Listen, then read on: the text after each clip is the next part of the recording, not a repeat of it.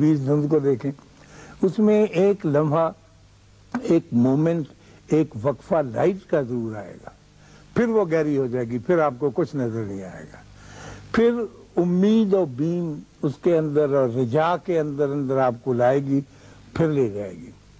تو دھند کو دیکھنا اور اس کے ساتھ وابستگی پیدا کرنا ان مراحل کو طے کرنے میں بڑا آسانی عطا کرتا ہے۔ جو لوگ باطن کے سفر کو اختیار تو نہیں کرتے، میری طرح سے دور بیٹھ کے دیکھ لیں۔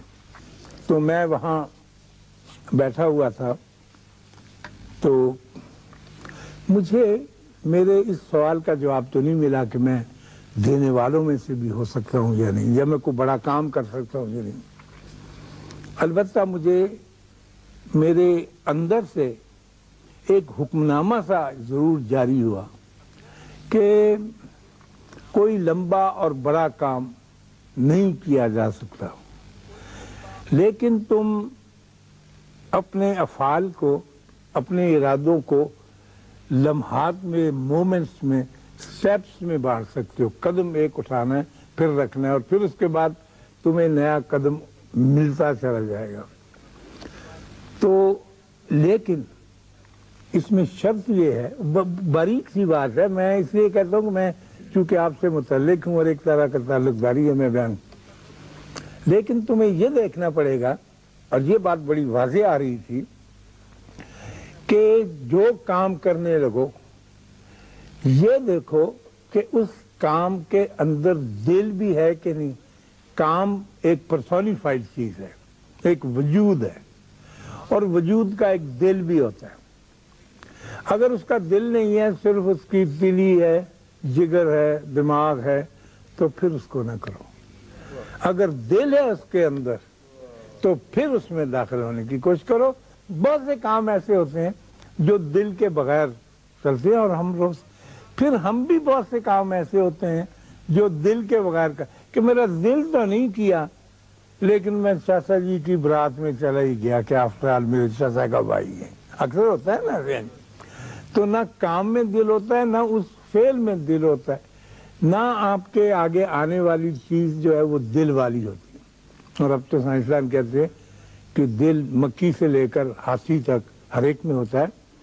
وائرس تک میں ایک چیز ایسی ہوتی ہے جسے دل سے آپ مشابہ کر سکتے ہیں۔ تو اگر دل اس میں ہے تو پھر تم اس میں داخل ہو جاؤ، چلو۔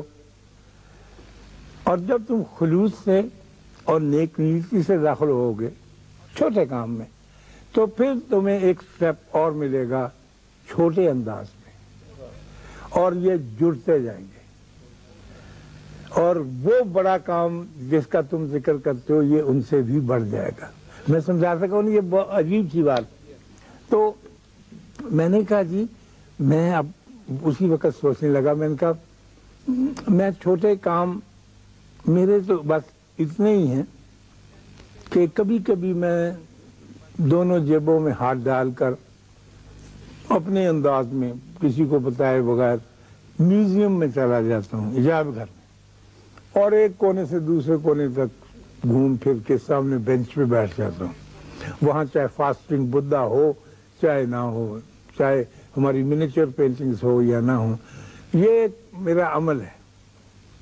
پھر کبھی کبھی یہ بھی ہوتا ہے کہ میں لاہور کے سب سے بڑے قبرستان میں چلتا جاتا ہوں، تھک جاتا ہوں تو کسی قبر کے چبوترے پہ بیٹھ جاتا ہوں۔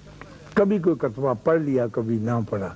یہ عمل بھی بڑی دیر تک میرے، اور اس سے مجھے بڑی طمانینت حاصل ہوتی ہی رہی ہے۔